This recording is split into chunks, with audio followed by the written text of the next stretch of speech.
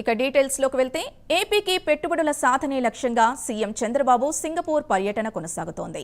రాష్ట్ర ప్రభుత్వం రూపొందించిన కొత్త పాలసీలతో పెట్టుబడులకు ఏపీ అనుకూలమన్నారు సీఎం చంద్రబాబు.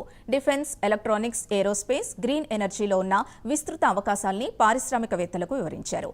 ఏపీకి సాంకేతిక సహకారం అందించాలని వివిధ కంపెనీలు, సంస్థల్ని సీఎం చంద్రబాబు కోరారు. సింగపూర్లో పర్యటిస్తున్న సీఎం చంద్రబాబు వివిధ సంస్థలతో వరుస భేటీలు నిర్వహించారు. పోర్టులు, గ్రీన్ ఎనర్జీ, వివిధ రంగాల్లో పెట్టుబడులకు పుష్కలంగా అవకాశాలున్నాయన్నారు. సింగపూర్ కంపెనీలు పెట్టుబడులు పెట్టేందుకు ప్రోగ్రెసివ్ పాలసీలు అమల్లో ఉన్నట్టు చంద్రబాబు తెలిపారు. ఏపీలో పెట్టుబడులు పెట్టేందుకు ఆసక్తిగా ఉన్నట్లు గ్లోబల్ అర్బన్ ఫా కంపెనీ సుర్భానా జురాంగ్ తెలిపింది. సంస్థ ప్రతినిధులు చంద్రబాబుతో చర్చించారు. ఏపీలో ఇన్ఫ్రాస్ట్రక్చర్ ప్రాజెక్టులపై చంద్రబాబుతో చర్చించారు. హౌసింగ్ ఫర్ ఆల్ విధానంలో ఏపీలో సింగపూర్ మోడల్ హౌసింగ్ అంశంపై చర్చించారు.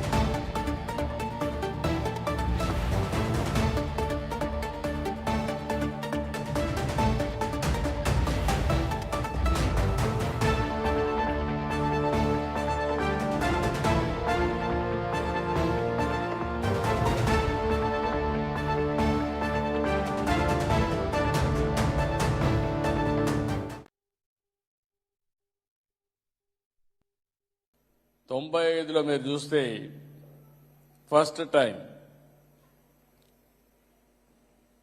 ఏదైతే ఇంటర్నెట్ రెవల్యూషన్ వచ్చింది,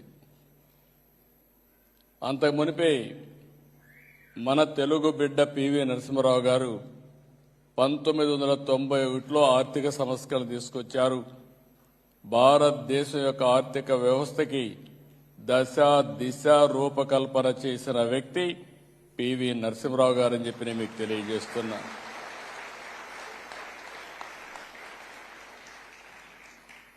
ఏదైతే మిడ్ 90s 95 ఆ ప్రాంతంలో ఈ ఇంటర్నెట్ రెవల్యూషన్ వస్తానే నాకు ఒక ఆలోచన వచ్చింది. ఓసారి కొంతమంది కొన్ని ఇంట్యూషన్లు ఉంటాయి, అదే విజన్ అంటాం. భవిష్యత్ అంతా ఇన్ఫర్మేషన్ టెక్నాలజీకి ఉంటుంది, నాలెడ్జ్ ఎకానమీకి ఉంటుంది. తెలుగు జాతి నాలెడ్జ్ ఎకానమీలో అగ్రస్థానంలో ఉండాలంటే ఇన్ఫర్మేషన్ టెక్నాలజీ ప్రమోట్ చేయాలని చెప్పి ఆలోచించాను. దాని పర్యవసానమే సింగపూర్ లాంటి దేశంలో ఇన్ని వేల మంది తెలుగు వాళ్ళు ఉన్నారంటే, ప్రపంచంలో 128 దేశాల్లో తెలుగు వాళ్ళు ఉన్నారు, ఇంకా ఎక్కువే ఉన్నారు. మా ఎన్ఆర్టీ రవి గారి లెక్కల ప్రకారం 128 దేశాలు ఇచ్చారు, ఇంకా ఎక్కువే ఉన్నారు. ఈరోజు 40,000 మంది తెలుగు వాళ్ళు ఉన్నారంటే చాలా గర్వంగా ఉంది, ఆనందంగా ఉంది. 19లో గవర్నమెంట్ మారింది. కడాన సింగపూర్ గవర్నమెంట్ కూడా తప్పుబట్టే పరిస్థితికి వచ్చారు. ఈరోజు నేను వచ్చింది పెట్టుబడులని సాధిస్తాను కానీ రాష్ట్ర ప్రతిష్ట పోతే, బ్రాండ్ పోతే శాశ్వతంగా ఆంధ్రప్రదేశ్ రాష్ట్రం నష్టపోతుంది. ఆంధ్రప్రదేశ్ రాష్ట్రంలో జరిగిన నష్టాన్ని సింగపూర్ గవర్నమెంట్ కూడా చెప్పి మళ్లీ రికార్డు స్ట్రైటన్ చేయాలనే ఉద్దేశంతో నేను ఈ పర్యటనకు వచ్చానని చెప్పి కూడా నేను మీకు తెలియజేస్తున్నా.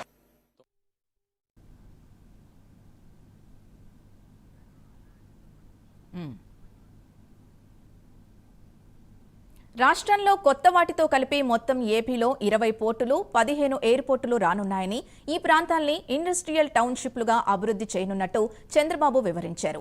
గతంలో రాజధాని అమరావతి కోసం సిద్ధం చేసిన మాస్టర్ ప్లాన్ని మెరుగుపరిచే అంశంపై సుర్భానాతో చర్చించారు సీఎం చంద్రబాబు.